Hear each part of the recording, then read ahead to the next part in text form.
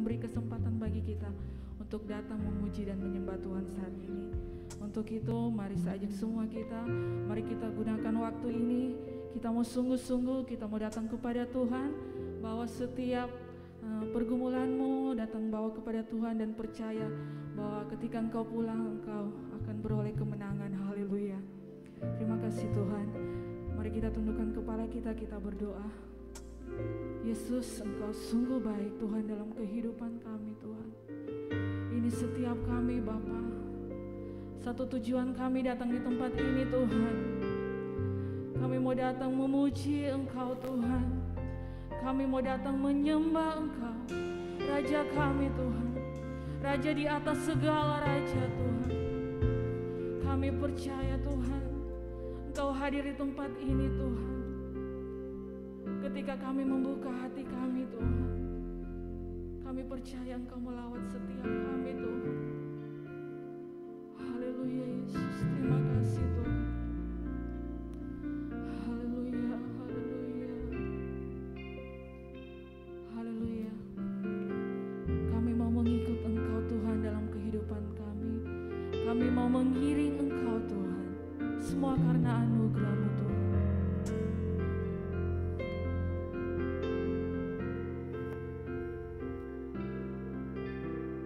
Semua karena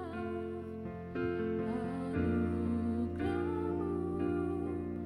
hari ini ada, bukan karena kuat, bukan karena kuatku, namun karena Roh-Mu Tuhan.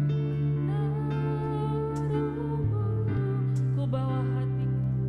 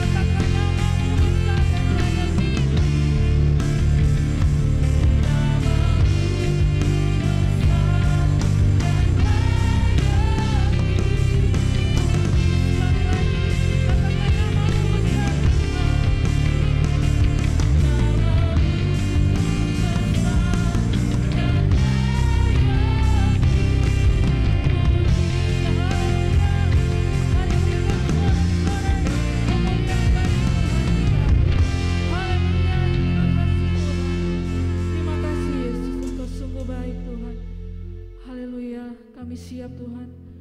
Hari ini kami mau memuji, kami mau menari, kami mau melompat hanya bagi Engkau Tuhan. Terima kasih Yesus. Ini setiap kami Bapa di dalam nama Tuhan Yesus. Haleluya.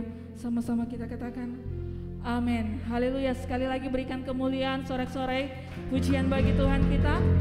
Haleluya. Semua bersuka cita hari ini. Amin. Yang bersuka cita boleh lambaikan tangan. Amin. Haleluya. Kita mau bersorak bagi Tuhan. Ajaib Kau Tuhan. Amin. Mari bertepuk tangan bagi Tuhan.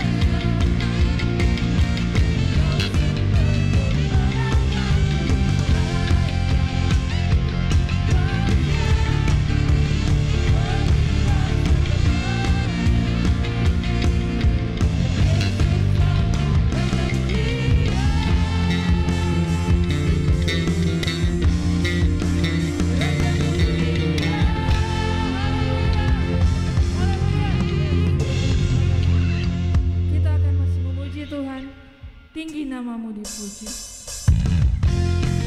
Amin Tuhan.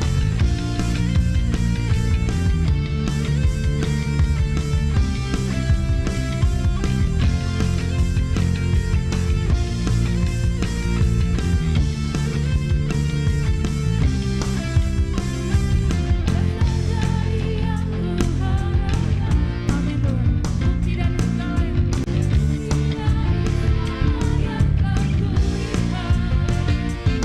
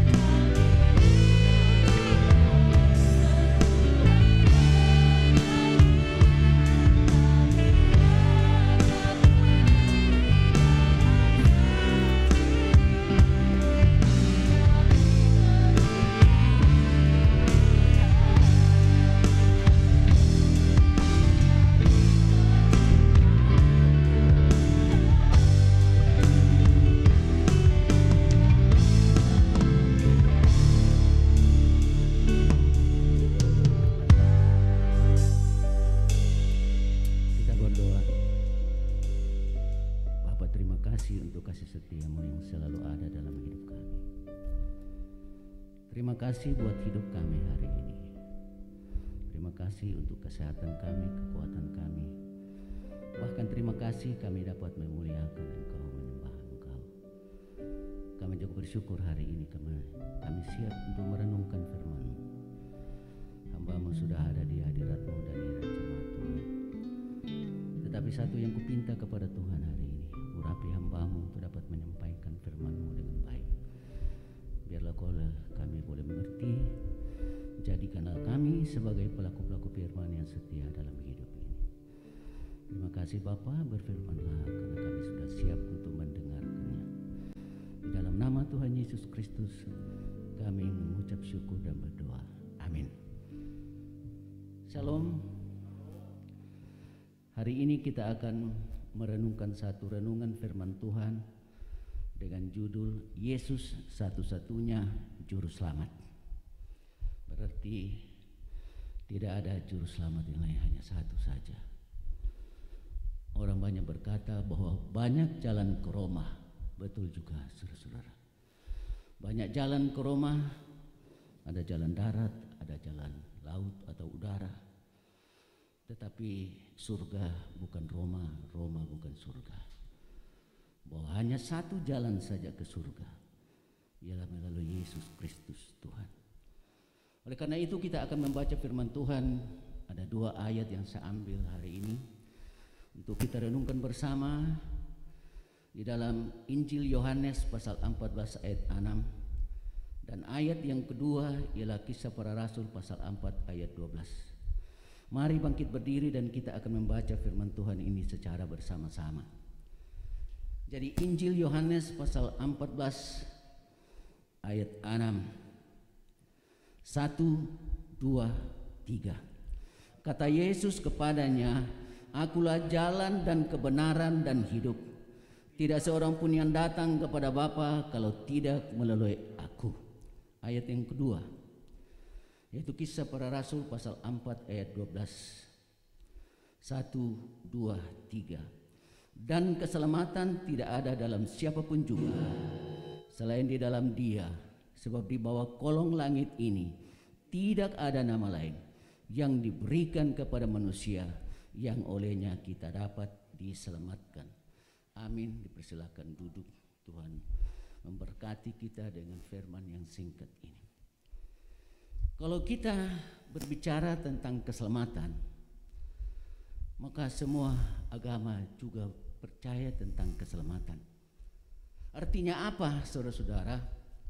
Semua agama percaya bahwa kalau kita sudah mati, ada kelanjutan kehidupan. Jadi kalau kita sudah mati masih ada kelanjutan kehidupan. Berarti itulah sebabnya dikatakan manusia yang diciptakan Tuhan akan hidup dalam 2 alam. Yaitu alam yang pertama ialah alam jasmani dan alam roh. Inilah 2 alam yang akan dialami oleh manusia pada waktu dia hidup. Dan batas daripada kedua alam ini atau kehidupan ini ialah kematian. Jadi untuk masuk di dalam alam roh harus mati lebih dulu. Saudara-saudara yang kekasih dalam Tuhan, dan dalam kehidupan kita di dalam alam roh ada 2 saja tempat yang disiapkan Tuhan, yaitu surga dan neraka. Surga adalah suatu tempat kebahagiaan untuk selama-lamanya, dan neraka adalah tempat siksaan untuk selama-lamanya. Jadi saya percaya semua manusia tidak ada yang ingin masuk neraka. Semua ingin masuk surga. Tetapi bagaimana caranya kita mau masuk surga? Berbagai keyakinan di muka bumi ini, saudara-saudara, punya keyakinan-keyakinan tersendiri. Ada keyakinan yang berkata bahwa kalau kita taat kepada agama kita, menjalankan agama kita, kita masuk surga. Ada juga yang berkata bahwa kalau kita berbuat baik atau beramal banyak, kita masuk surga. Tetapi ada juga pendapat atau keyakinan yang berpendapat bahwa pada waktu di akhir zaman nanti, maka kebaikan kita dan kejahatan kita akan ditimbang. Kalau kebaikan kita lebih banyak, maka orang itu akan masuk surga. Kalau kejahatan kita lebih banyak, maka orang itu masuk neraka. Tetapi persoalannya saudara-saudara, kira-kira bagaimana menimbang itu kebaikan? Teknik apa yang dipakai? Barulah kalau seandainya sama, jumlahnya sama, kira-kira bagaimana? Mau di mana orang itu? Sedangkan yang Tuhan siapkan di alam roh nanti hanya 2 tempat, ialah surga dan neraka. Mau kemana orang itu? Oleh karena itu kalau kita melihat tentang keyakinan ini seolah-olah tidak masuk logika kita, saudara-saudara. Oleh karena itu dikatakan hanya agama kekristenan yang berbicara tentang keselamatan bahwa harus ada juru selamat. Artinya ada seseorang yang membawa kita ke surga. Itulah keyakinan kekristenan, saudara. Dan siapakah juru selamat itu? Tidak lain ialah pencipta kita sendiri. Ialah Allah sendiri, Tuhan sendiri yang menciptakannya. Dia yang bertanggung jawab terhadap ciptaannya, saudara-saudara. Mungkin kata kasarnya, kita bisa katakan, siapa suruh kau ciptakan saya? Kau harus bertanggung jawab terhadap kehidupan saya. Dialah yang menciptakan. Dia merencanakan manusia, dia juga memeliharanya, dia juga melindunginya, dia akan juga membebaskan dari kebinasaan yang kekal. Jadi saudara-saudara yang kekasih dalam Tuhan, kalau kita berbicara tentang keselamatan, maka yang bekerja itu bukan kita manusia yang mencari Tuhan, tetapi Tuhanlah yang mencari kita, saudara. Ada berapa banyak pendiri-pendiri agama di muka bumi ini? Ada berapa banyak para nabi? Ada berapa banyak para rasul-rasul? Tidak ada satupun yang mengklaim dirinya dia adalah juru selamat. Hanya Yesus Kristus saja yang bisa mengklaim dirinya sebagai juru selamat, karena Dialah yang menciptakan juga manusia. Dia juga yang akan menyelamatkan umat manusia. Jadi kalau kita berbicara tentang keselamatan, saudara, itu bukanlah manusia yang harus mencari bagaimana dia cara selamat. Tetapi keselamatan itu adalah inisiatif Allah sendiri. Allah yang bekerja untuk menyelamatkan umat manusia. Oleh karena apa, saudara-saudara?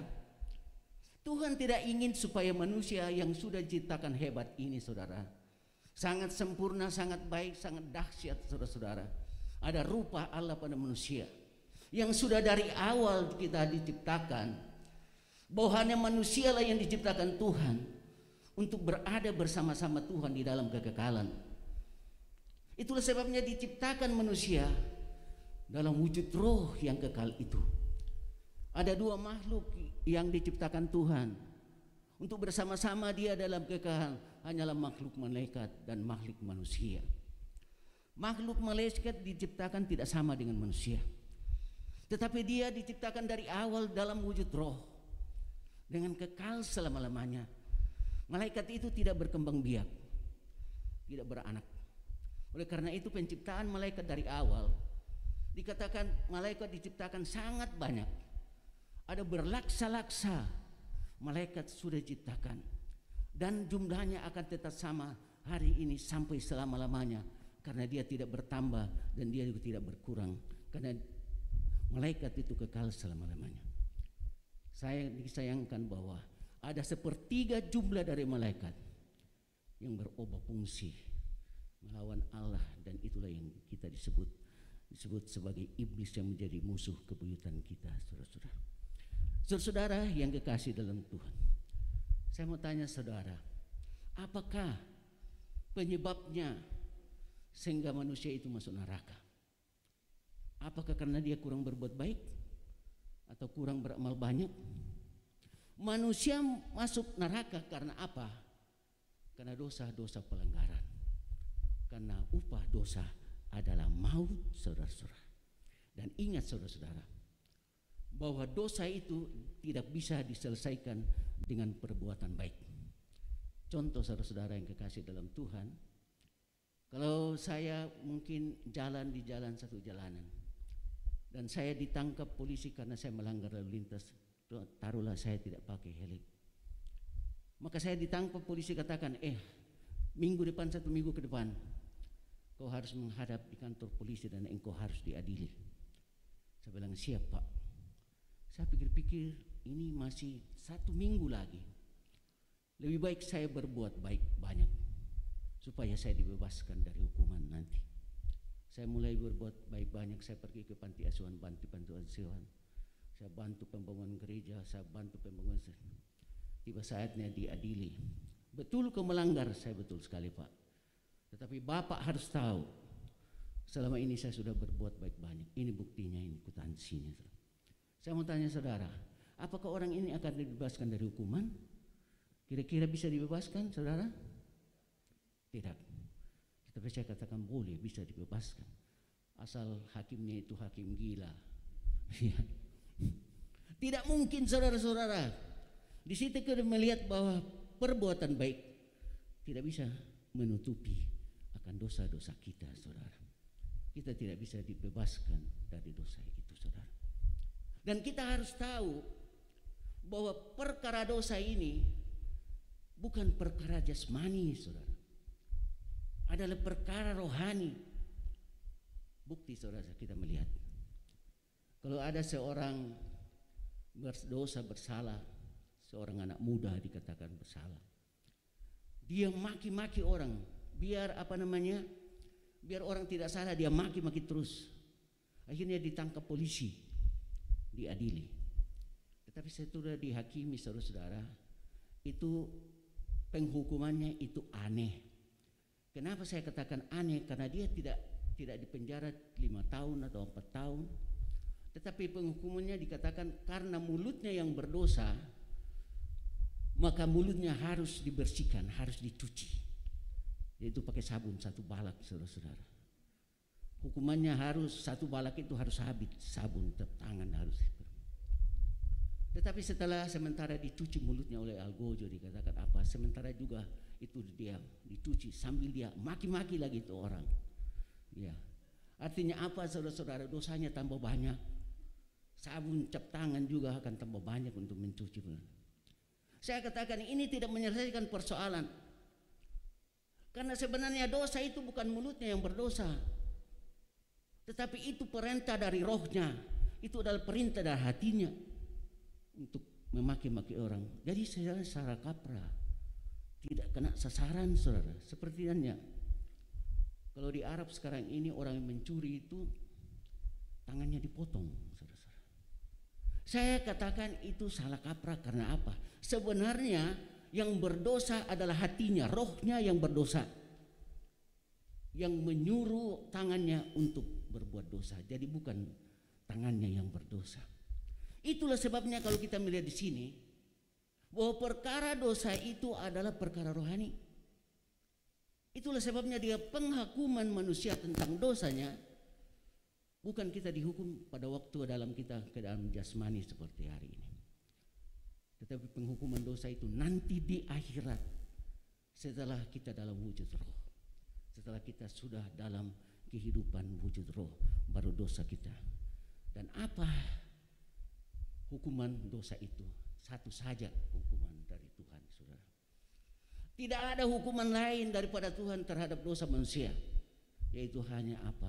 Neraka. Itu saja dosa, hukuman dosa dan itu akan kita dapat nanti pada waktu kita sudah wujud roh, yaitu dalam kerajaan alam roh nanti. Itulah baru kita dapat dosa-dosa kita ini. Dan saudara-saudara yang kekasih dalam, saya sudah katakan tadi bahwa penyebab kita masuk dalam neraka adalah dosa dan pelanggaran. Nah, inilah yang dikerjakan oleh Yesus Kristus. Dia harus meninggalkan tahta kemuliaannya di surga untuk datang ke dalam dunia ini, menjelma menjadi seorang, mengambil rupa manusia, dan dia harus berurusan dengan dosa-dosa manusia. Dia harus mati di atas kayu salib, mencurahkan darahnya supaya dosa-dosa manusia diampuni dan dibebaskan dari kebinasaan yang kekal.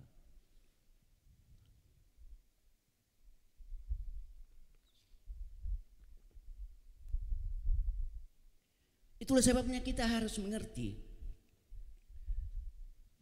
bahwa penyelesaian dosa itu bukan karena kita berbuat baik, tetapi dikatakan penyelesaian dosa manusia harus melalui korban darah. Kalau kita melihat di dalam perjanjian lama, saudara-saudara, bagaimana penyelesaian dosa-dosa orang Yahudi yang berdosa, dikatakan dia harus membawa seekor domba atau seekor kambing kepada seorang imam. Dan di imam itu dikatakan secara simbolis dia akan melarikan dosa-dosa manusia itu kepada binatang ini, sehingga binatang inilah dianggap dengan syarat dengan dosa. Dia harus mati, curahkan darahnya, sehingga apa, orang yang berdiri di sampingnya dibebaskan dari dosa-dosa mereka. Demikianlah kita manusia, saudara-saudara.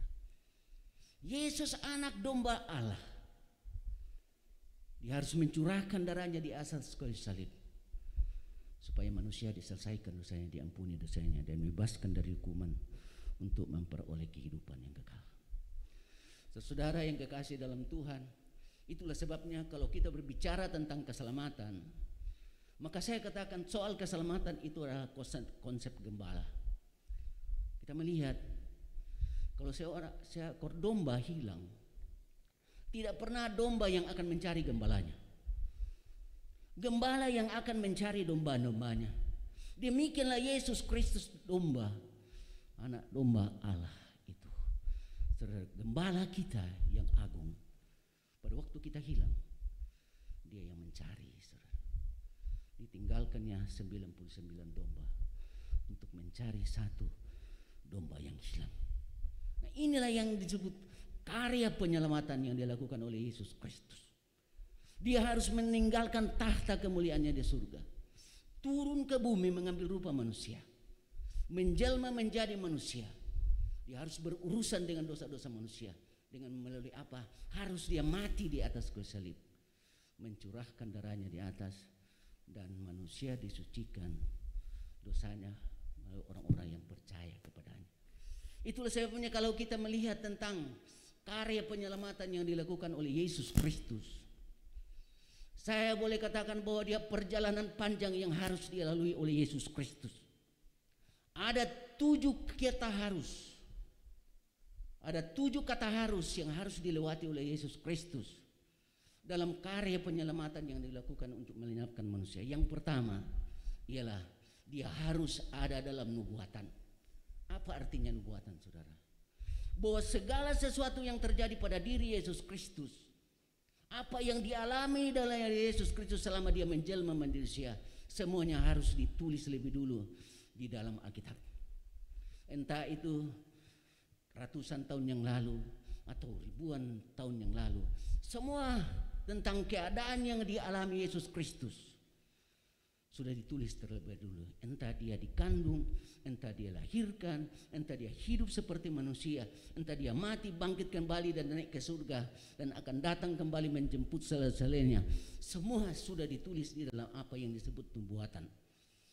Saudara-saudara yang kekasih dalam Tuhan, kalau kita mau berbicara tentang nubuatan tentang Yesus Kristus yang hidup seperti manusia, maka itu satu khotbah yang panjang.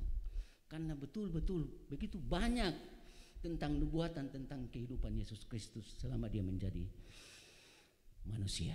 Contoh sederhana, saudara. Nabi Yesaya yang hidup 750 tahun sebelum Yesus lahir, dia sudah berbicara bahwa dia harus dilahirkan oleh seorang perawan, dan sudah digenapi oleh perawan Maria. Nabi Mika yang hidup 400 tahun sebelum Yesus lahir, dia sudah berbicara bahwa Yesus itu harus dilahirkan di kota Bethlehem. Tidak boleh di tempat-tempat yang lain, saudara-saudara. Itulah nubuatan. Itu baru sebagian kecil daripada nubuatan. Tapi begitu banyak, saudara, nubuatan tentang Yesus Kristus Tuhan itu. Dan ini tidak pernah ada manusia seperti itu kehidupannya, saudara-saudara. Tidak ada manusia di dalam dunia ini baru diceritakan lebih dulu tentang apa yang akan terjadi dalam kehidupannya. Hanya Yesus saja, karena apa? Memang dia adalah Tuhan. Dia tahu tentang segala sesuatu yang akan terjadi di dalam kehidupannya. Dan mari kita melihat itu pengakuan Yesus Kristus tentang bahwa dia tahu bahwa dirinya sudah ditulis di dalam perjanjian lama. Kita baca di dalam Lukas pasal 24 ayat 44. Saya bacakan ayat ini. Ia berkata kepada mereka, inilah perkataanku yang telah kukatakan kepadamu ketika aku masih bersama-sama dengan kamu, yakni bahwa harus digenapi semua yang ada tertulis tentang aku dalam kitab Taurat Musa dan kitab Nabi-Nabi dan kitab Mazmur. Sudah ada di dalam perjanjian semua tentang keadaan Yesus Kristus. Dia harus ada dalam nubuatan. Harus yang kedua ialah dia harus lahir seperti manusia. Harus lahir seperti manusia. Kenapa dia harus lahir seperti manusia? Bukan lahir seperti kambing, seperti domba. Oleh karena apa? Yang akan dia selamatkan ialah manusia, bukan kambing dan domba yang akan diselamatkan. Itulah sebabnya dia harus seperti manusia, hidup seperti manusia. Saudara-saudara yang kekasih dalam Tuhan, dikatakan ada 4 cara Allah menghadirkan manusia di muka bumi ini. Yang pertama, tanpa manusia, tanpa laki-laki dan tanpa perempuan. Siapakah itu? Cuma satu manusia saja, tanpa laki-laki dan tanpa perempuan, ialah Adam sendiri, saudara-saudara. Ada juga manusia yang dihadirkan Tuhan di dalam dunia ini hanya melalui laki-laki, tetapi tidak melalui perempuan. Siapakah itu? Ialah Hawa sendiri, karena dia diciptakan dari rusuk Adam.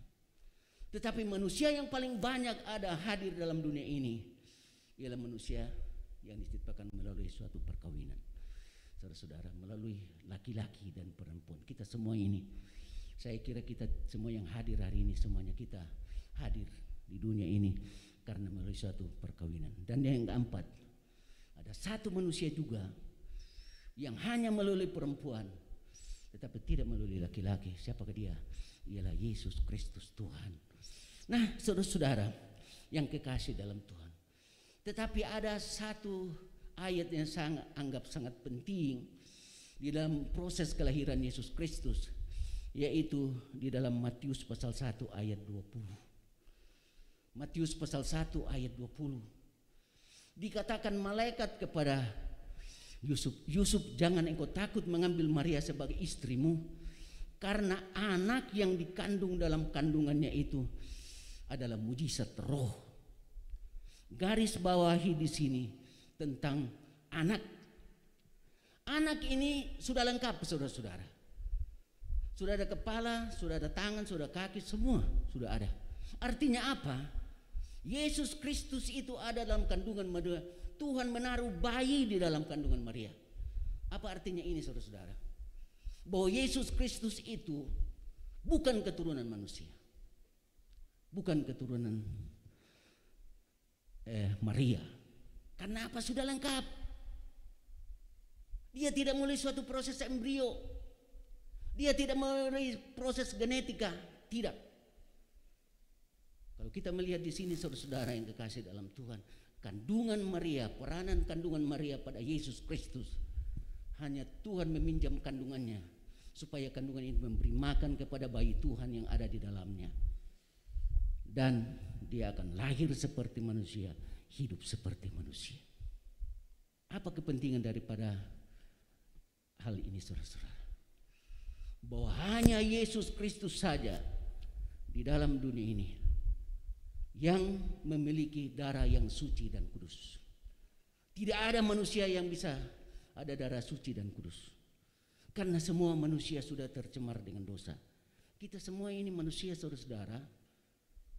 Ada 2 sumber dosa kita, ialah dosa warisan dan dosa perbuatan. Walaupun kita belum melakukan dosa-dosa kita, saudara-saudara, status kita adalah status berdosa, karena kita menerima dosa warisan daripada Adam. Saudara-saudara, kita tidak bisa elakkan itu. Itulah sebabnya tidak ada manusia yang seperti Yesus Kristus, yang punya darah yang suci dan kudus. Hanya Dia saja yang tidak tercemar dengan dosa. Itulah sebabnya darah Yesus Kristus itulah yang berhak menghapus dosa-dosa manusia, menyucikan dosa-dosa manusia. Saudara, jadi harus lahir seperti manusia. Itu 2 keharusan. Keharusan yang ketiga yang akan dialami oleh Yesus Kristus dalam proses karya penyelamatannya ialah dia harus hidup seperti manusia.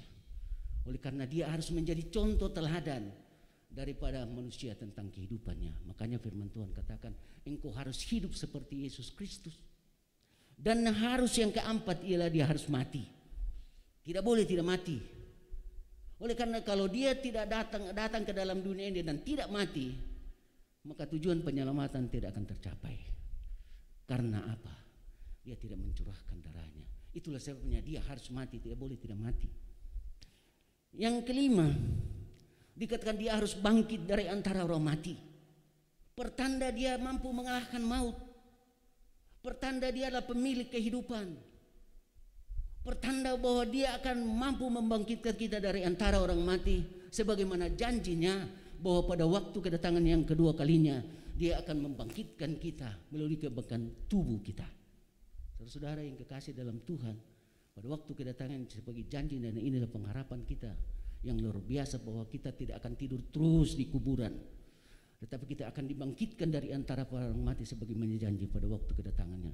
Dan kebangkitan itu dikatakan kebangkitan seperti Yesus Kristus waktu bangkit dari antara orang mati. Kita akan memperoleh satu tubuh yang bernama tubuh kebangkitan, tubuh kemuliaan, tubuh yang kelihatan seperti dalam keadaan fisik, tetapi wujud roh itu, dan dia akan kekal selama-lamanya. Inilah pengharapan kita, saudara. Dan harus yang keenam, dikatakan dia harus naik ke surga. Karena apa? Dia harus pergi menyiapkan tempat bagi kita. Dan harus yang ketujuh ialah dia harus datang kembali menjemput sembelihnya dan membawa kita ke tempatnya, supaya dia di mana dia ada, di situ pun kita akan berada. Sudah sampai di mana proses karya keselamatan yang dilakukan oleh Yesus Kristus? Sudah terakhir, babak terakhir, ialah sisa dia akan datang menjemput sale-salenya. Dan itulah menyebabkan kita semua yang percaya kepadanya akan hidup dalam penantian, menantikan dia. Nah, saudara-saudara, kita melihat tadi bahwa bagaimana Tuhan akan menyelamatkan umat manusia, kita sudah tahu. Tetapi bagaimana sikap kita, saudara-saudara, supaya kita dapat memperoleh kehidupan yang kekal itu atau keselamatan itu? Tidak lain ialah bahwa kita harus terima dia sebagai Tuhan dan Juru Selamatmu, maka engkau akan diselamatkan. Dia sudah datang menawarkan dirinya. Barang siapa yang mau percaya kepadanya, di dalam kitab Roma dikatakan, apabila engkau mengaku dengan mulutmu dan percaya dalam hatimu, maka engkau akan diselamatkan. Jadi cuma itu saja yang kita buat, saudara-saudara. Menerima dia sebagai Tuhan dan Juru Selamatmu. Mengaku di mulutmu bahwa dia adalah Tuhan dan Juru Selamat, dan engkau percaya dalam hatimu, maka engkau akan diselamatkan. Ada 4 perkara, saudara-saudara, yang diperoleh secara gratis daripada Tuhan pada waktu kita mengakui dia sebagai Tuhan dan Juru Selamatmu. Yang pertama, engkau berhak diampuni dosamu. Dosamu yang merah seperti kemisi disucikan yang seperti putih seperti salju. Dan yang kedua, apa yang kita peroleh dengan kehidupan yang kekal. Kehidupan yang kekal, firman Tuhan katakan, hanya ada di dalam pribadi Yesus Kristus. Tidak ada hidup yang kekal di mana-mana kau mau cari, saudara-saudara. Hanya ada dalam pribadi Yesus Kristus. Kalau Anda mau baca di dalam pertama Yohanes pasal 5 ayat 11 sampai 12. Dikatakan, dan inilah kesaksian itu, ia telah mengaruniakan hidup yang kekal kepada kita. Dan hidup itu di dalam anaknya. Barang siapa memiliki anak, dia memiliki hidup. Barang siapa tidak memiliki anak, tidak memiliki hidup. Jadi saudara, jelas saudara-saudara, bahwa kehidupan yang kekal itu hanya pada diri Yesus Kristus. Sama tahu saudara-saudara, kalau saya mau diberikan ini 1 gelas air, yang saya butuhkan di dalam airnya untuk menghilangkan dahaga saya. Tetapi saya tidak bisa terima ini air kalau saya tidak terima dengan gelasnya. Tidak mungkin, bagaimana caranya, saudara-saudara. Demikianlah juga Yesus Kristus, saudara-saudara. Kau tidak bisa memperoleh kehidupan yang kekal kalau engkau tidak bisa terima Yesus Kristus sebagai Tuhan dan Juru Selamatmu. Itu yang kedua. Yang ketiga, saudara-saudara, kita akan dianugerahkan Roh Kudus untuk memimpin kehidupan kita supaya kita hidup dalam kekudusan. Ingat saudara-saudara bahwa hal kekudusan ini ada hal yang sangat esensial Sangat perlu, harga mati, harga mutlak. Kalau kita ingin masuk dalam kerajaan surga. Oleh karena apa saudara-saudara? Dikatakan dalam kitab Ibrani, dikatakan tanpa kekudusan tidak ada seorang pun akan melihat Allah. Jadi saudara-saudara, hal kekudusan adalah hal yang sangat esensial. Harga mati, harga mutlak kalau kita masuk surga. Nah, apa itu kekudusan? Saya mau tanya saudara, adakah kita orang kudus di sini? Ada? Ada. Jadi ada. Jadi hal kekudusan harus kita mengerti, saudara-saudara. Hal kekudusan itu bukan hal suci hama, saudara-saudara. Artinya apa? Kita betul-betul tidak akan berbuat dosa. Tidak. Bukan begitu artinya hal kekudusan. Tetapi hal kekudusan itu, saudara-saudara, ialah hal di mana kita sebagai orang percaya akan tampil beda dengan orang-orang yang tidak percaya. Saudara-saudara bisa melihat, saya umpamakan, kalau saya memiliki ada 5 HP, tetapi ada 1 HP yang saya khususkan untuk istri saya. Tidak boleh orang tahu tentang nomornya. Maka 1 HP inilah disebut HP kudus. Artinya apa? Sudah dipisahkan dengan 4 HP yang lain. Ataukah saudara-saudara, saya memiliki ada 5 sepatu, tetapi ada 1 sepatu yang saya khusus pakai untuk pergi ke beribadah. Tidak boleh saya pakai yang lain. Inilah sepatu kudus. Artinya terpisah dari yang lain. Demikianlah kita orang percaya, saudara-saudara. Kita sudah terpisah dari dunia. Karakter kita, kelakuan kita, perbuatan kita tidak sama dengan orang-orang yang tidak percaya. Saudara-saudara, itulah kekudusan saudara. Di mana letak bedanya kita dengan orang yang tidak percaya? Yang pertama, ialah karena kita adalah orang yang percaya kepada Yesus Kristus. Yang kedua, kita sudah memiliki Roh Kudus untuk memimpin kehidupan kita supaya kita hidup dalam kekudusan. Hidup kekudusan itu apa, saudara? Ialah orang-orang yang sudah menjauhkan diri daripada kejahatan. Dia tidak akan suka jahat, dia tidak akan suka dosa. Itulah orang-orang kudus. Menjauhkan diri daripada kejahatan, saudara. Ingat saudara, ya, berbeda itu dikatakan hidup dalam dosa dengan hidup jatuh dalam dosa. Inilah kehidupan kita sebagai orang percaya di dunia ini. Bahwa kita sebagai orang percaya tidak mungkin kita tidak akan melakukan dosa dalam hidup ini. Mungkin satu harinya kita berkali-kali berbuat dosa. Tetapi saudara-saudara yang kekasih dalam Tuhan, kita tidak akan senang dalam dosa kita, akan keluar. Oleh karena apa? Sudah ada Roh Kudus mengingatkan kita untuk selalu bertobat di dalam hidup ini. Dibanding dengan orang yang tidak hidup kudus, dia akan menikmati kekudusan kejahatannya. Mungkin dia sebagai seorang koruptor, dia tidak akan pernah keluar daripada koruptornya. Dia akan menikmati akan koruptornya, dia tidak mau keluar. Atau orang narkoba, saudara-saudara, dia akan menikmati dosanya, dia akan menikmati narkobanya. Saudara, itulah hidup dalam dosa. Mungkin supaya kita lebih mengerti, saudara-saudara, ya. Kalau seekor ayam jatuh ke dalam kolam, bagaimana dengan ayam itu? Dia akan berusaha keluar. Dia tidak mau di situ. Tetapi inilah kehidupan orang percaya, saudara-saudara. Menjalani kehidupan kita akan begitu, saudara-saudara. Bahwa kita tidak mungkin tidak akan jatuh dalam dosa, tetapi kita akan berusaha keluar daripada dosa itu. Karena ada Roh Kudus mengingatkan kita. Tetapi kalau orang-orang yang hidup dalam dosa tidak akan tetap ada. Seperti bebek. Bebek kalau dia jatuh dalam kolam, oh dia paling lebih senang, saudara-saudara. Dia akan tinggal terus di dalamnya. Itulah orang yang hidup dalam dosa. Nah itu orang bukan orang kudus.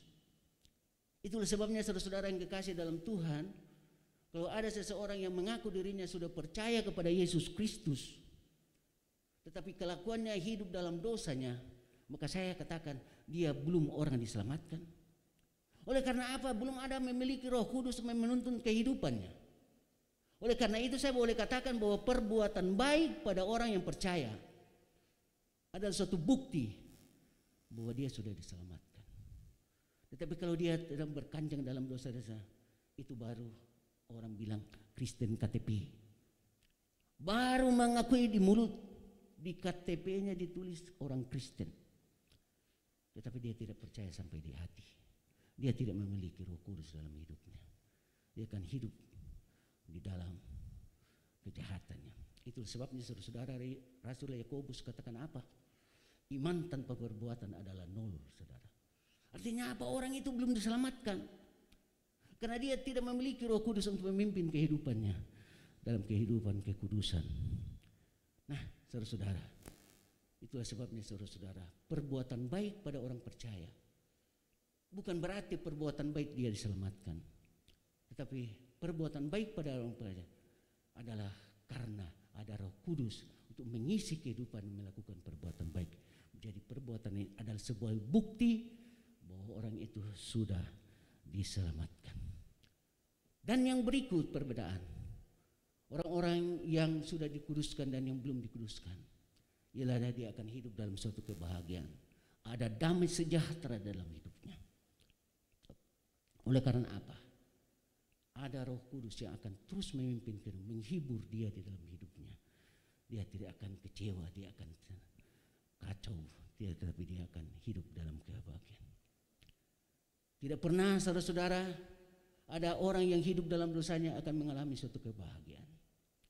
Contoh saudara-saudara, kalau ada kucing, kalau kita di meja makan baru kita kasih baik-baik itu ikan, dia akan makan di situ. Dia bahagia.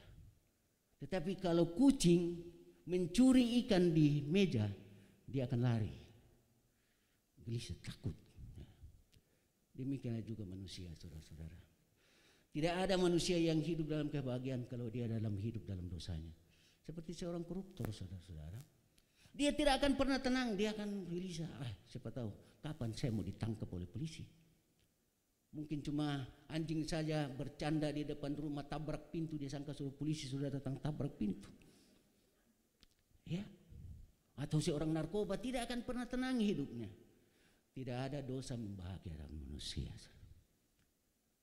Dosa akan membuat kita kacau balau. Seperti yang dialami oleh Raja Daud. Pada waktu dia menyimpan dosanya, waktu mengambil Uria, istri Uria menjadi istrinya, dan melakukan pembunuhan berencana kepada Uria, dikatakan Daud mengalami kegalauan, tidak pernah bahagia. Nanti setelah diselesaikan dosa itu baru dia mengalami kebahagiaan. Saudara-saudara yang kekasih dalam Tuhan, jadi mau diselamatkan cuma satu syarat saja, saudara.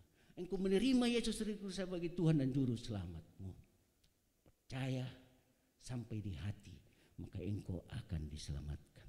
Nah, dan sebaliknya dikatakan, orang-orang yang menolak Yesus Kristus sebagai Tuhan dan Juru Selamatmu akan mati dalam dosanya. Mati kita baca di dalam ayat Yohanes pasal 8 ayat 24. Karena itu tadi aku berkata kepadamu bahwa kamu akan mati dalam dosamu, sebab jikalau kamu tidak percaya bahwa akulah Dia, kamu akan mati dalam dosamu.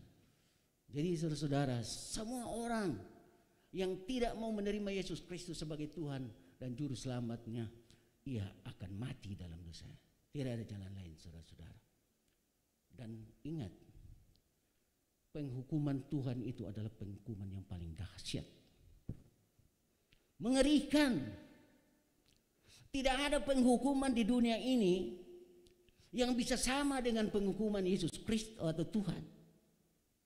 Contoh, kalau kita di dunia ini penghukuman paling tinggi ialah hukuman mati. Tetapi kalau kita sudah ditembak mati, selesai perkara. Tetapi kalau penghukuman Tuhan, kita akan dibakar selama-lamanya dan tidak mati. Tuhan menghukum kita bukan cuma 1 hari, bukan membakar kita cuma 1000 tahun, selaksa tahun, tetapi selama-lamanya. Inilah yang mengerikan, saudara-saudara. Siapa yang bisa tahan itu, saudara?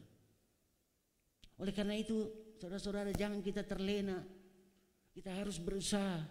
Saya katakan kalau kita sampai begini, saudara-saudara, yang sudah tahu tentang jalan selamat, yang kita sudah tahu tentang Yesus Kristus, tetapi akhirnya hidup kita juga ada di dalam api neraka.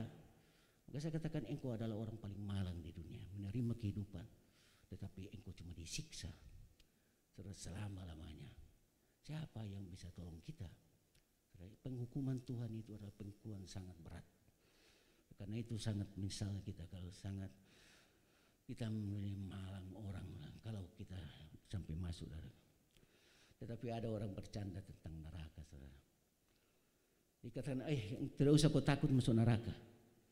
Sekarang ini zaman now, zaman canggih. Neraka itu nanti sudah pakai AC, saudara. Ya, tidak perlu. Ada orang juga katakan bahwa tidak usah takut masuk neraka, karena di neraka itu pasti ketemu dengan banyak artis-artis. Saya kira bagaimana kita berbahagia dalam neraka kalau kita sementara dibakar, saudara. Cobalah ambil 2 kursi. 1 kursi untuk kau dan 1 kursi untuk artis, tetapi kursimu itu kompor gas. Kira-kira bahagia enggak? Ada juga yang mengatakan astronot, dia bilang, aku sudah pulang dari angkasa luar. Tidak usah percaya bahwa ada surga dan neraka. Saya tidak pernah lihat ada surga dan neraka. Saya katakan, apa yang kita tidak lihat belum tentu tidak ada. Contoh saudara, tentang cinta. Siapa yang bisa lihat itu cinta, saudara-saudara?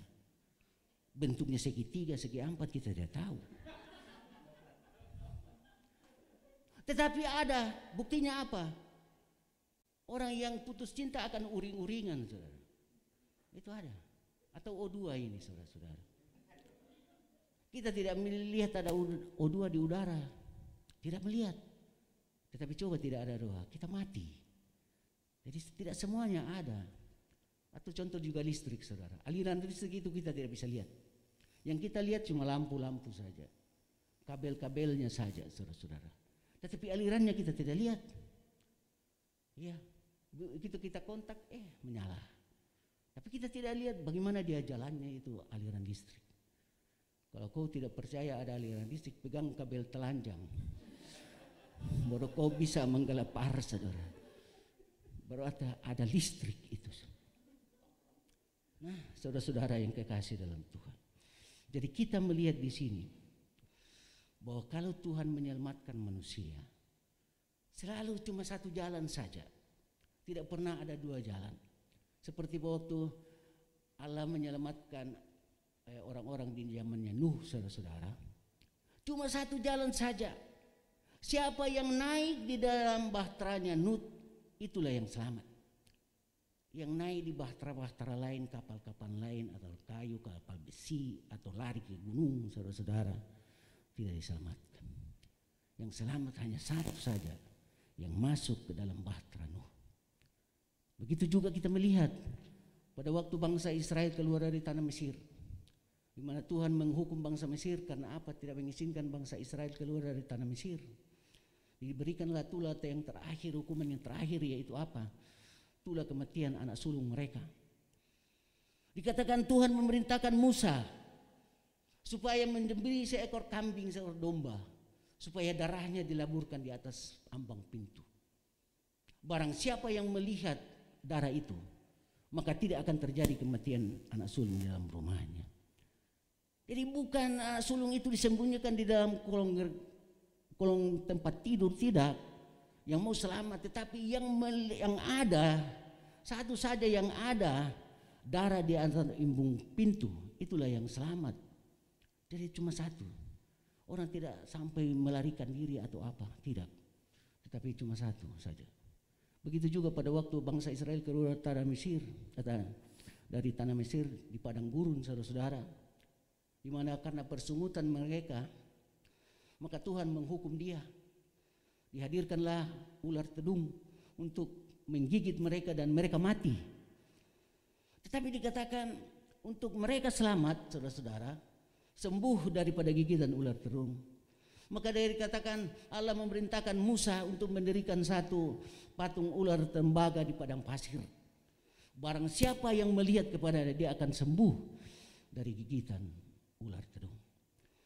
Bukan sembuh karena diberi betadin, bukan diberikan antibiotik, tidak. Tapi orang siapa yang melihat. Tetapi yang sebenarnya inilah bayangan Yesus Kristus yang harus ditinggikan di atas kayu salib. Barang siapa menerima dia sebagai Tuhan, dia akan bebas dari kebinasaan yang kekal. Kita baca dalam Yohanes pasal 3 ayat 14 ayat 15 dikatakan di sini. Dan sama seperti Musa meninggikan ular tembaga di padang gurun, demikian juga Anak Manusia harus ditinggikan supaya semua orang yang percaya kepadanya beroleh hidup yang kekal. Jadi saudara-saudara yang kekasih dalam Tuhan, kita sudah mengerti bahwa bagaimana kita cara selamat, saudara, percaya kepada Yesus Kristus. Tetapi satu tugas penting yang diberikan kita oleh Tuhan sebagai orang yang percaya yang sudah diselamatkan, saudara, dikatakan harus memberitakan tentang perbuatan besar daripada Yesus Kristus. Di dalam pertama Petrus pasal 2 ayat 9. Perbuatan besar, apa itu perbuatan besar Yesus Kristus? Ialah karya penyelamatan yang dilakukannya. Ialah dia datang dari surga dan turun ke bumi, menjelma menjadi manusia, mati, bangkit kembali dan naik ke surga. Itu datang kembali menjemput saya. Itulah yang disebut berita Injil.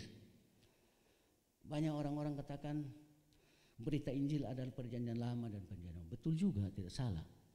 Tetapi inti daripada berita Injil ialah engkau harus memberitakan tentang bagaimana karya penyelamatan yang dilakukan oleh Yesus Kristus.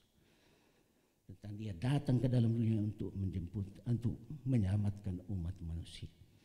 Oleh karena itu saudara-saudara, soal memberitakan Injil saudara-saudara bukan hanya tugas daripada pendeta, bukan hanya tugas daripada misionaris, tetapi kita semuanya yang mengatakan kita percaya kepada Yesus Kristus, tidak pandang bulu, saudara. Engkau insinyur kah, engkau dokter kah, engkau pengusaha kah, engkau pedagang kah, engkau petani kah, saudara-saudara. Namanya kau percaya kepada Yesus Kristus, engkau harus memberitakan Injil supaya orang-orang lain juga diselamatkan. Saudara yang kekasih dalam Tuhan, kita semua ini yang hadir, bahwa kita semua ini adalah calon almarhumah dan calon almarhum. Kita sudah menerima kehidupan, risikonya pasti mati. Itu tidak bisa kita hindari, saudara-saudara yang kita kasih.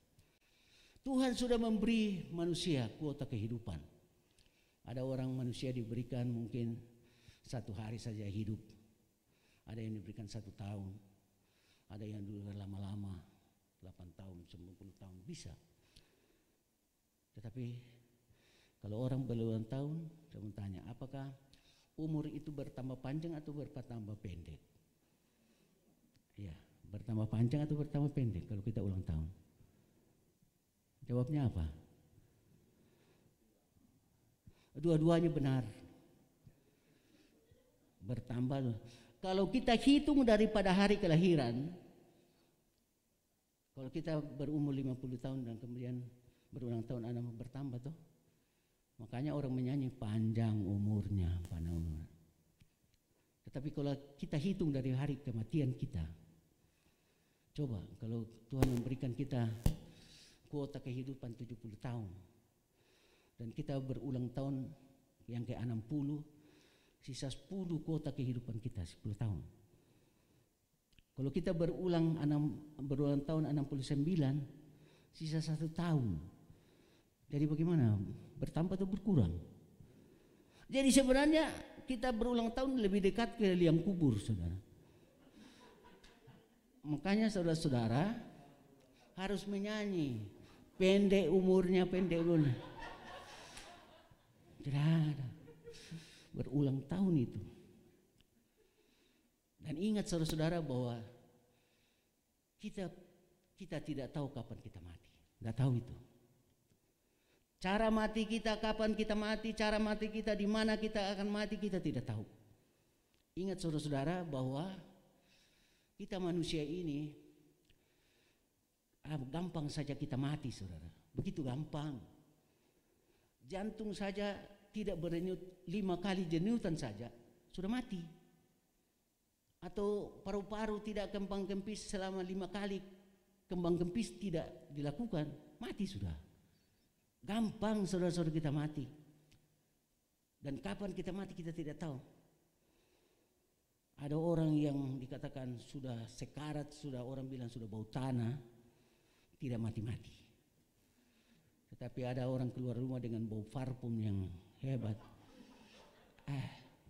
Tiba-tiba dia mati. Kita tidak tahu saudara kematian. Dan cara mati kita tidak tahu. Ada orang mati COVID, mati sakit, mati gempa, mati tsunami, kita tidak tahu kapan kita mati. Juga di mana kita akan mati kita tidak tahu.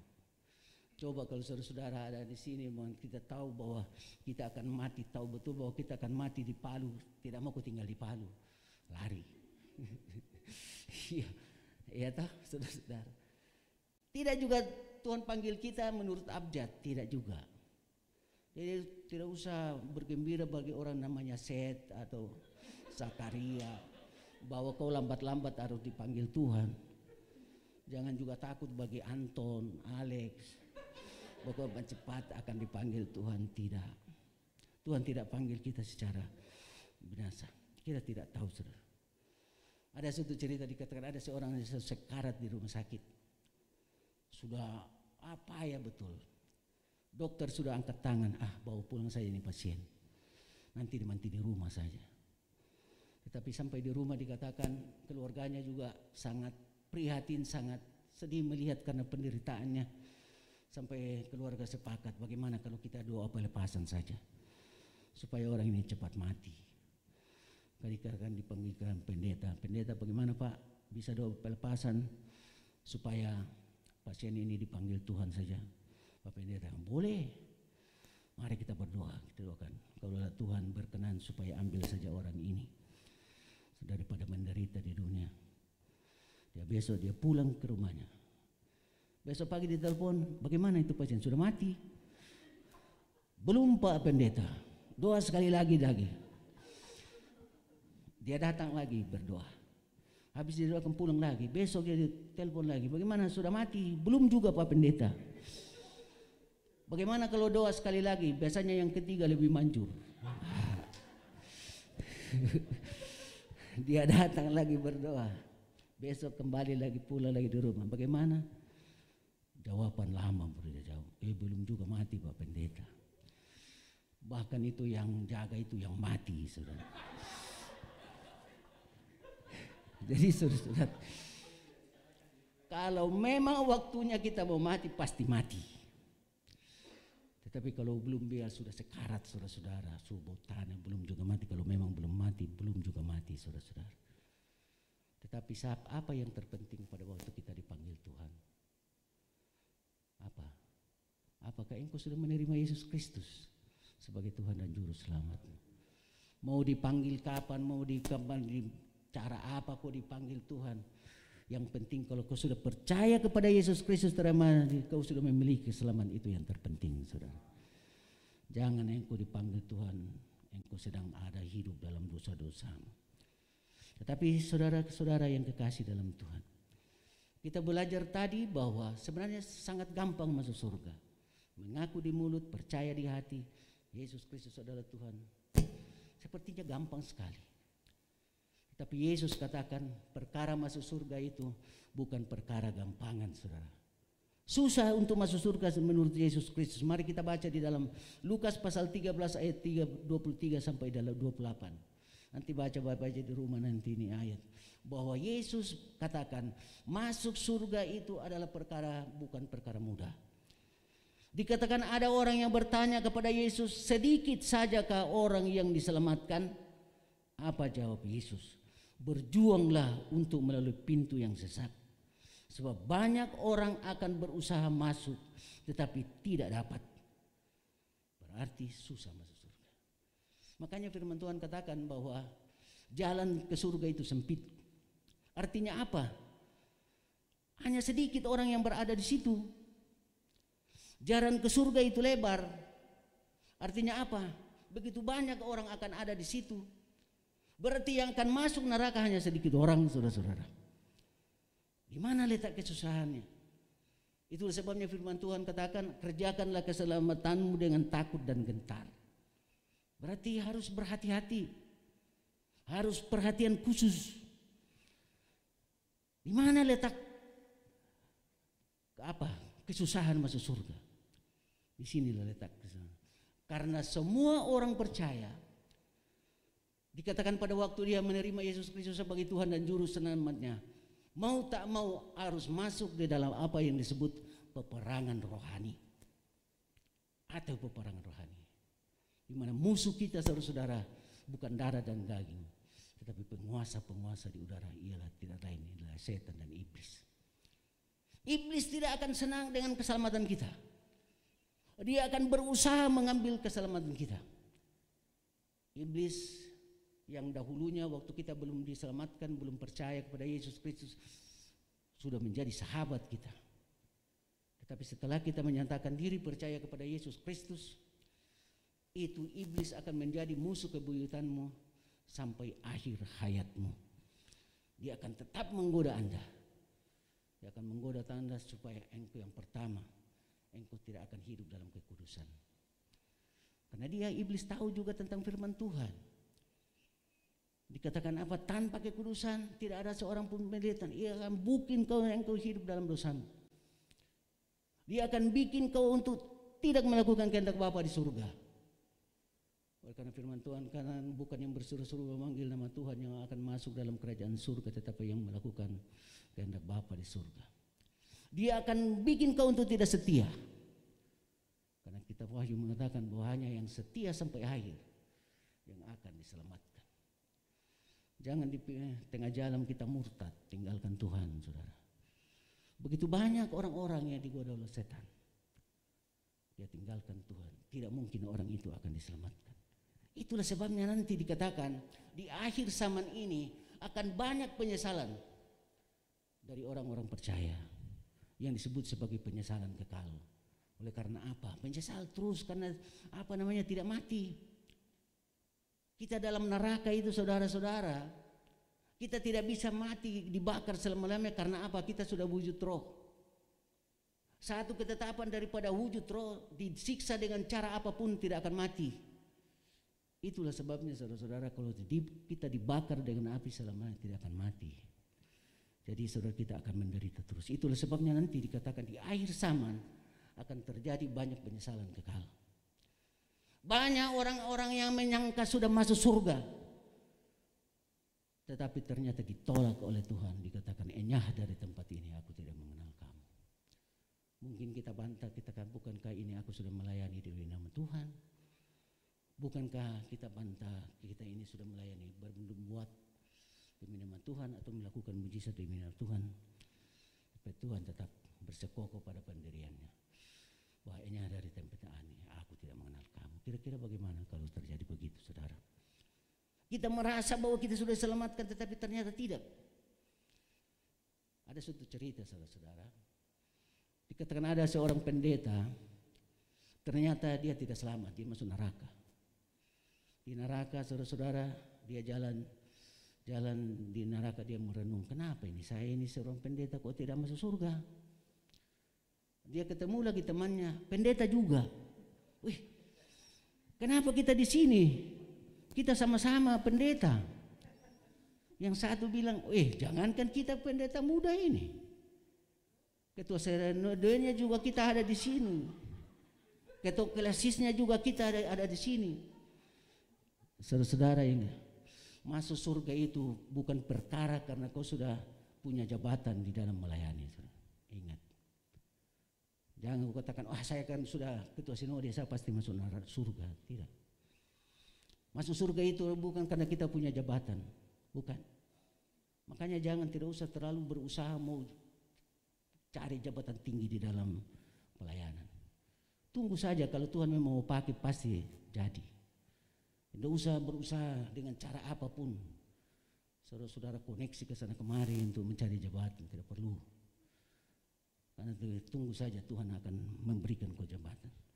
Orang masuk surga itu bukan karena jabatannya, saudara, tapi dia betul-betul percaya kepada Yesus Kristus, terima dia sebagai Tuhan dan Juru Selamatnya. Oleh karena itu, saudara-saudara, Alkitab ini tidak kurang dengan peringatan-peringatan yang diberikan kepada kita manusia. Bagaimana kita hidup supaya surga yang kita dapatkan menjadi milik kita. Yang pertama, engkau percaya sungguh kepada Yesus Kristus. Jangan cuma di mulut. Jangan cuma Kristen KTP, saya kan sudah dibaptis, saya kan sudah di sini, saya sudah kan melayani Tuhan. Tetapi engkau tidak percaya engkau tidak memiliki resurs, engkau hidup dalam dosamu, saudara-saudara, maka engkau tidak akan diselamatkan. Yang kedua, bagaimana kita hidup? Prioritas ialah surga. Jangan prioritasmu hidup di dunia ini cuma dunia, saudara-saudara. Jangan hanya terlena dengan perkara-perkara dunia. Saya mau beritahu saudara, setenar apapun di sana di dunia ini, sekaya apapun kau di dunia ini, tidak ada satu pun yang kau bawa ke surga, saudara. Semua ditinggalkan di rumah. Kita masuk ke dalam dunia ini dengan telanjang, kita juga harus pulang dengan telanjang. Tidak perlu, saudara-saudara, kau terlalu harus prioritasmu adalah surga. Firman Tuhan katakan, carilah dahulu kerajaan Allah, baru yang lain. Jangan yang lain-lain dulu baru kerajaan Allah, saudara. Tapi carilah, prioritas hidup ini ialah Tuhan. Dan yang itu, hiduplah dalam pertobatan. Dan jangan hidup senang hanya di dalam dosa-dosamu. Dan setialah sampai akhir, saudara. Ingat saudara-saudara, bahwa kita hidup di dunia ini hanya sementara. Kehidupan jasmani manusia tidak lama. Kehidupan jasmani manusia mungkin ada yang bisa sampai 100 tahun. Ada paling lama, singkat saja. Tetapi harus tahu bahwa kehidupan di muka bumi ini walaupun singkat, tetapi punya arti yang sangat penting. Karena disinilah kita akan dipilih Tuhan, mana yang akan masuk dalam kerajaan surga, mana yang tidak. Surga itu dunia itu tempat persinggahan saja. Kehidupan kita yang sesungguhnya ialah di surga nanti, saudara. Bukan dunia. Di sinilah tempat yang sangat berarti. Karena di sinilah kita akan membina hidup kita. Bagaimana kita bisa mempertanggungjawabkan kehidupan kita di dunia ini untuk masuk dalam kerajaan surga. Oleh karena itu jangan hanya terlena dengan perkara-perkara dunia saja, saudara-saudara, karena itu tidak penting. Itu akan ditinggalkan, akan selesai. Biar kau punyai mungkin seluruh palu itu kau memiliki, saudara-saudara. Tetapi kalau kita mati sudah tidak ada artinya. Oleh karena itu saya boleh katakan bahwa kita yang hadir hari ini, kita adalah orang-orang yang paling berbahagia. Kita adalah orang-orang yang sudah kenal tentang Yesus Kristus. Kita sudah kenal tentang jalan selamat. Jangan sampai kita adalah orang pilihan Tuhan yang akan diselamatkan Tuhan dibanding dengan orang-orang yang di luar sana yang tidak kenal Yesus Kristus. Ada juga yang sudah kenal berulang-ulang dia dengar, tetapi dia tidak mau percaya kepada Yesus. Itu kehidupannya nanti sudah pasti di neraka. Tetapi kita saudara-saudara ini adalah orang yang berbahagia, saudara-saudara, bahwa kita bisa kenal Yesus Kristus, bahwa kita bisa tahu tentang jalan selamat, saudara. Kita adalah orang, jangan sia-siakan keadaan seperti ini, saudara-saudara. Sekarang ini penduduk dunia katakan sekitar 7,5 miliar manusia. Ini yang sekarang, lain yang sudah banyak yang sudah mati-mati, saudara. Mungkin sudah triliunan orang yang sudah mati selama. Tapi yang untuk sekarang 7,5 miliar. Ada 4,5 miliar yang sama sekali tidak tahu tentang Tuhan Yesus. Itu orang-orang itu pasti masuk neraka. Hanya 3 miliar yang itu termasuk yang Katolik, yang gereja-gereja yang percaya kepada Yesus Kristus. Tetapi tidak selamanya, tidak semuanya akan selamat, saudara. Maka saudara-saudara yang kekasih dalam Tuhan, kita adalah orang yang berbahagia. Karena itu bagaimana saudara-saudara kita hidup? Hiduplah percaya sungguh dengan Tuhan Yesus. Kau prioritaskan hidupmu, hidup untuk Tuhan. Dan kau hidup dalam pertobatan dan setia sampai akhir. Amin.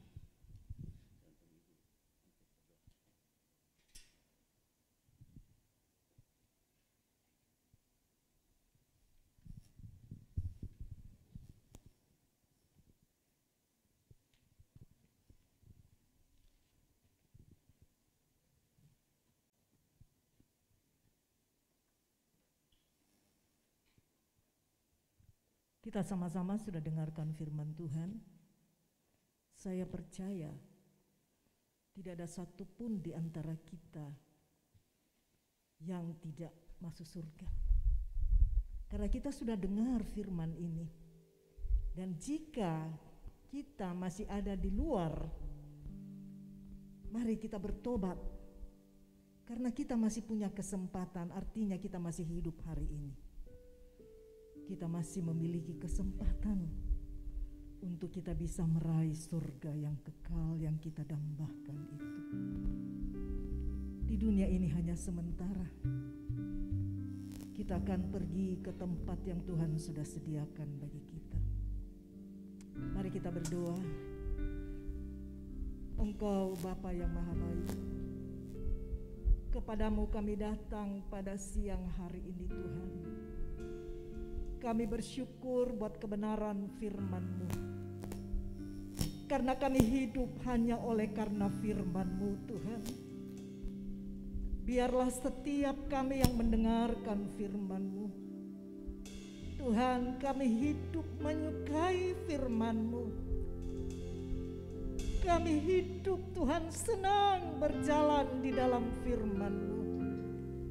Karena hanya firman-Mu saja yang akan menuntun kami untuk masuk ke dalam kerajaan sorga yang Engkau sudah siapkan.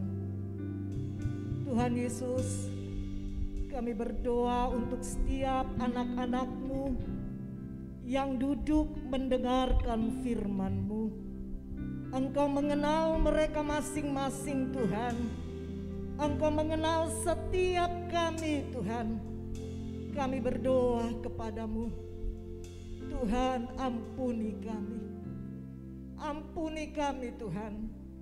Kalau masih ada sesuatu di dalam hidup kami yang kami lakukan, apakah itu mengikat kami, menguasai, mengendalikan kami, Tuhan, hanya Engkau yang tahu dan Engkau ada di sini Tuhan.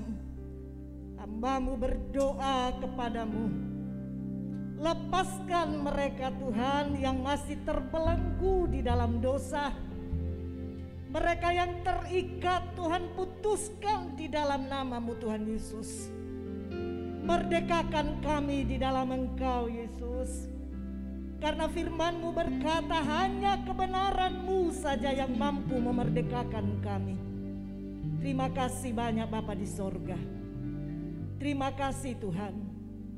Kami mau berdoa juga buat tempat di mana Engkau sudah sediakan bagi kami. Terima kasih buat tempat ini Tuhan, di mana setiap Tuhan minggu kami ada di sini, bahkan setiap hari, setiap saat umat-Mu datang ke tempat ini menyampaikan doa-doa mereka. Berkatilah tempat ini Tuhan, karena tempat ini milik-Mu. Tempat di mana Engkau mau mendengar dan menjawab setiap seruan umat-Mu. Terima kasih Bapa. Berkati karyawan-karyawati Tuhan yang ada di tempat ini. Berkati perawat bidan, dokter yang bekerja di tempat ini Tuhan. Berkati mereka. Berkati Tuhan para pemilik. Tuhan berkati semua. Dan Engkau mengerti apa yang dibutuhkan oleh rumah sakit ini Tuhan. Tuhan, Engkau mencukupkan. Biarlah rumah sakit ini berjalan di dalam rencana-Mu Tuhan.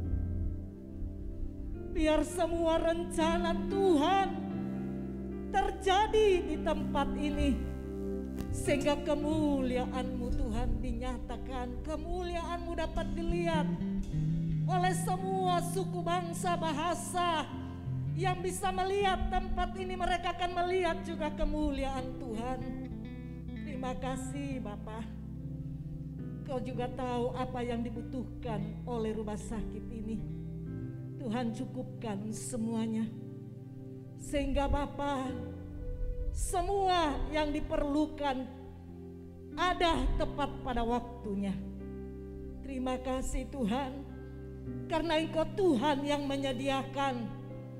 Terima kasih Bapa di sorga. Berkati juga Tuhan.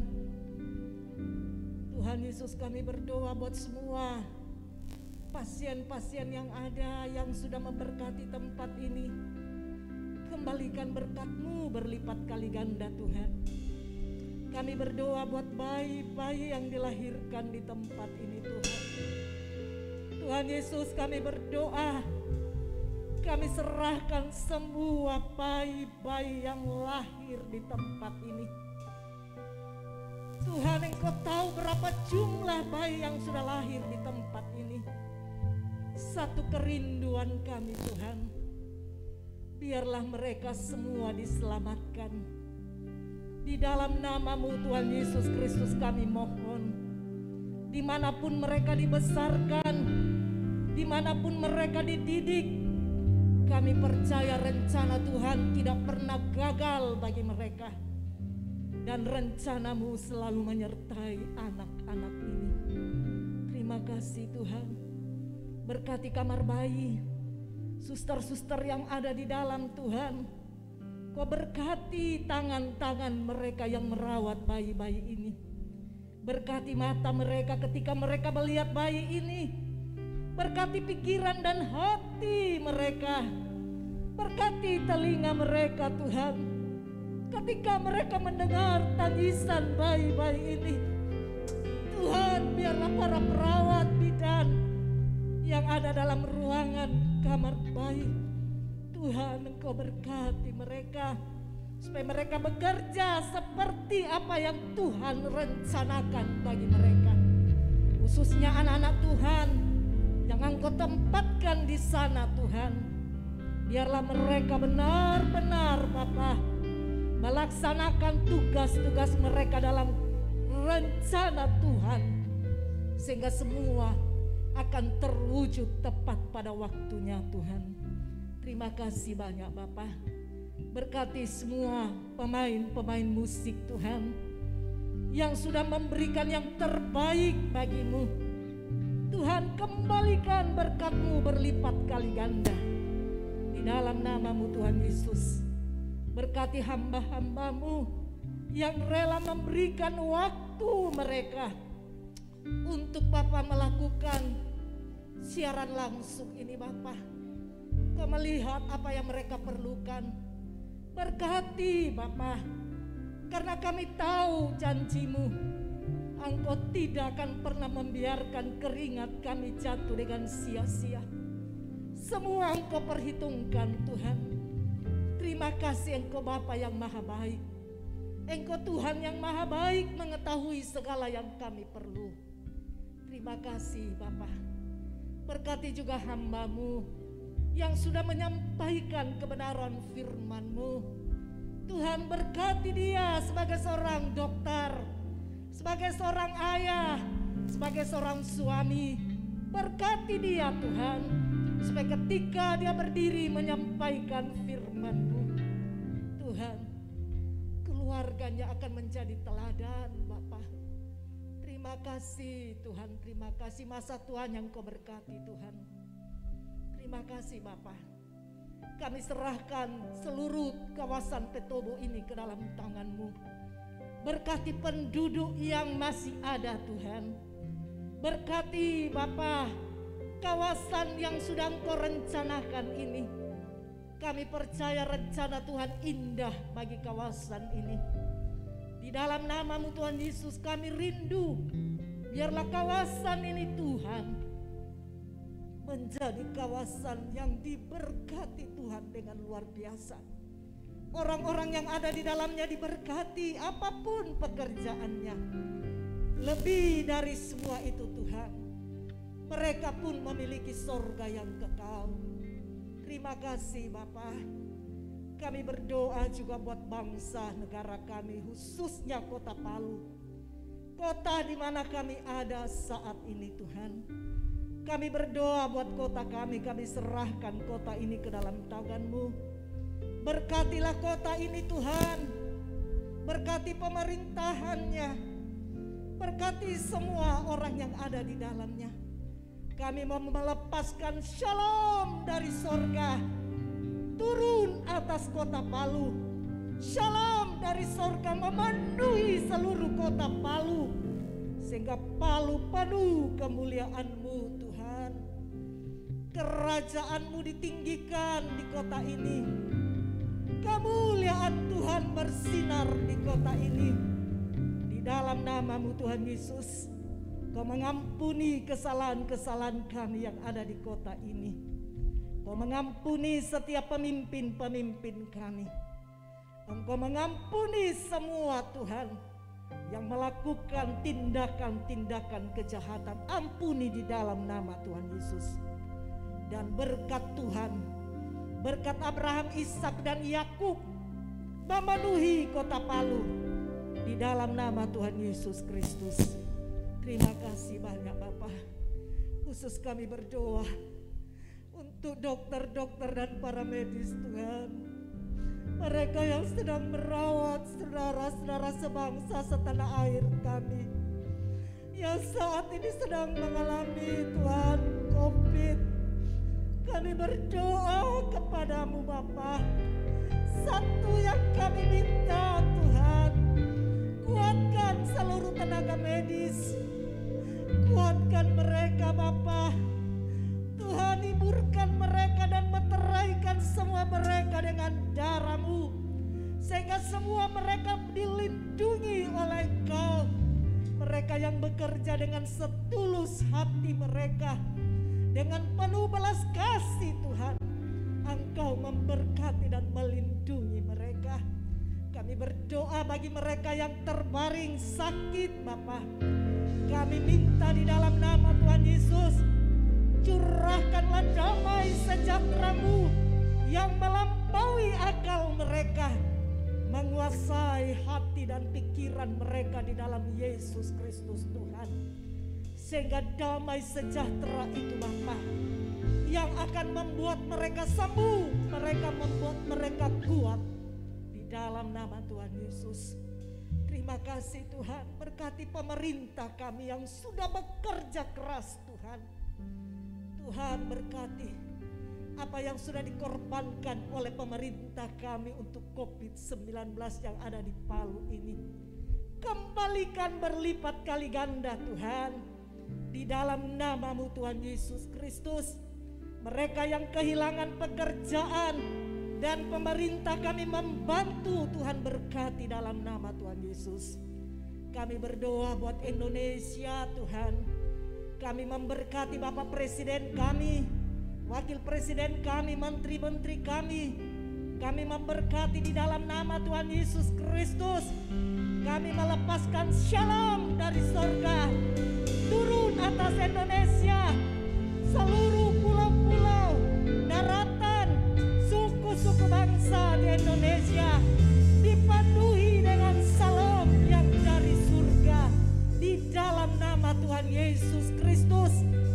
Sehingga Indonesia Tuhan, dalam situasi keadaan apapun, tetapi ucapan syukur kami tetap naik kepadamu. Kami terus mengucap syukur atas apa yang Tuhan buat, karena Engkau tidak pernah salah Tuhan. Tapi Engkau baik bagi Indonesia, Engkau baik bagi masyarakat Indonesia, Engkau baik bagi pemerintah kami. Terima kasih Tuhan, Kau menyediakan semua yang diperlukan. Kami memberkati Tuhan seluruh pemerintah Indonesia yang sudah mengalirkan dana yang begitu besar. Tuhan, kami berdoa, biarlah sumber-sumber berkat Tuhan alirkan kembali ke Indonesia. Berkati negara-negara Tuhan yang sudah membantu Indonesia. Kami berdoa kepadamu, apapun bentuk sumbangan yang diberikan kepada Indonesia, baik itu oksigen Bapa, obat-obatan dan dana-dana, Tuhan kami berdoa, tidak ada apa-apa yang bisa kami balaskan kepada setiap negara yang berbaik hati membantu kami. Dari tempat ini kami berseru Tuhan, dari menara doa ini kami berseru Tuhan. Tuhan berkati negara-negara yang sudah berbelas kasihan bagi bangsa kami. Kembalikan berkat-Mu berlipat-lipat kali ganda Tuhan Yesus.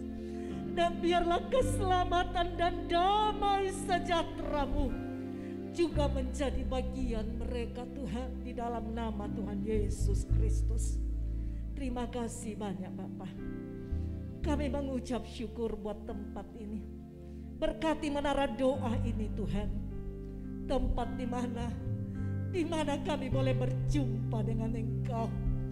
Terima kasih Bapa. Terima kasih Tuhan Yesus. Semua tenaga kerja yang ada di tempat ini, sapam, tukang sapu, cleaning service Tuhan, semua Engkau berkati. Terima kasih banyak Bapa. Kelanjutan ibadah kami tetap serahkan dalam tangan-Mu. Biarlah kuasa hadirat-Mu tetap menguasai kami sampai ibadah ini selesai. Jadilah di dalam nama Bapa, Anak dan Roh Kudus. Di dalam nama Tuhan Yesus Kristus kami berdoa. Amin.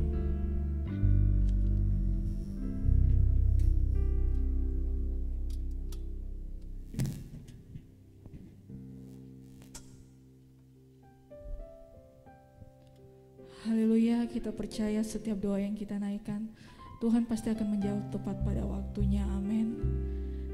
Terima kasih juga kepada Bapak Dr. Martin yang sudah memberitakan firman Tuhan. Tuhan Yesus memberkati dalam setiap pelayanan, pekerjaan, usaha, dan keluarga. Haleluya. Tiba saatnya kita akan memberikan persembahan kita. Sebelum kita memberi, mari kita tunduk kepala kita berdoa. Tuhan Yesus, terima kasih Tuhan. Terima kasih buat penyertaan-Mu Tuhan sampai saat ini dalam ibadah kami Bapa.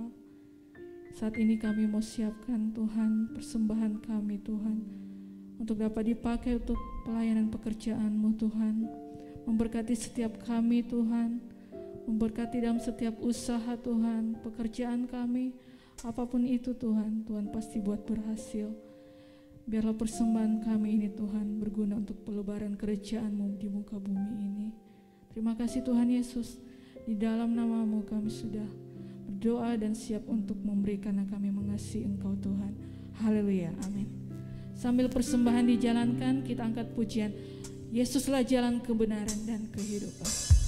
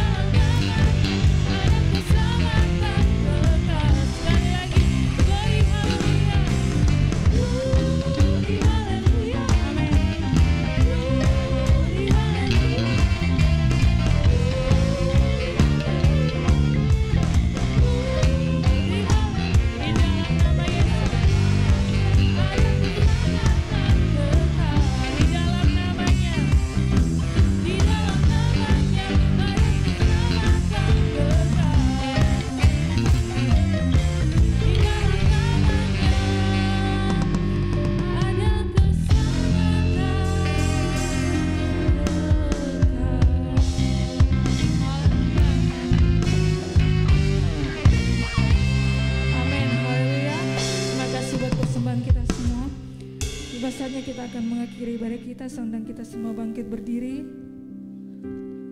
Boleh sapa kanan kirinya, katakan Tuhan Yesus memberkati. Amin. Thank you Jesus. Haleluya.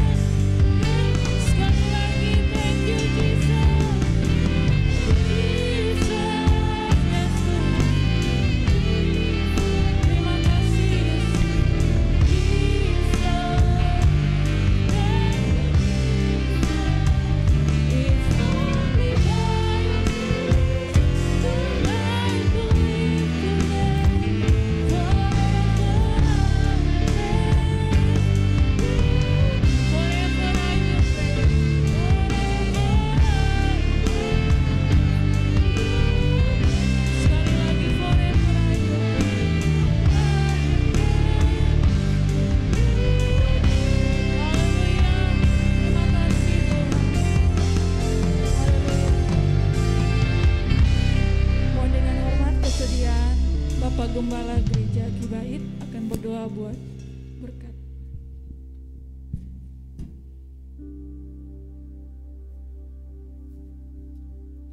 Mari kita berdoa. Kami bersyukur ya Tuhan Yesus untuk pagi hari ini kami boleh dapat memuji dan memuliakan Engkau. Terlebih ya Tuhan kami boleh dapat disirami dengan kebenaran firman Tuhan hari ini yang akan memimpin kami Tuhan hidup di dalam kebenaran-Mu ya Tuhan. Hari ini Tuhan sebelum kami mengakhiri persekutuan pelayanan kami di hadapan-Mu, kami mendoakan untuk bidan Miske ya Tuhan yang sedang berduka atas meninggalnya ayahanda terkasih. Kami sudah mendengar firman-Mu Tuhan bahwa setiap orang yang kembali kepadamu adalah kehendak-Mu. Karena itu ya Tuhan kami yakin dan percaya apa yang terjadi dengan ayahanda bidan Miske hari ini adalah kehendak Allah.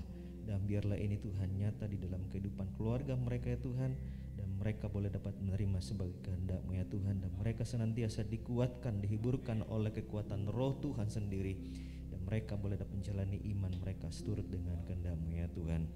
Jemaat yang dikasih oleh Tuhan, arahkanlah hatimu kepada Allah dan terimalah berkat dari Allah. Tuhan memberkati engkau dan melindungi engkau. Tuhan menyinari engkau dengan wajah-Nya yang kudus.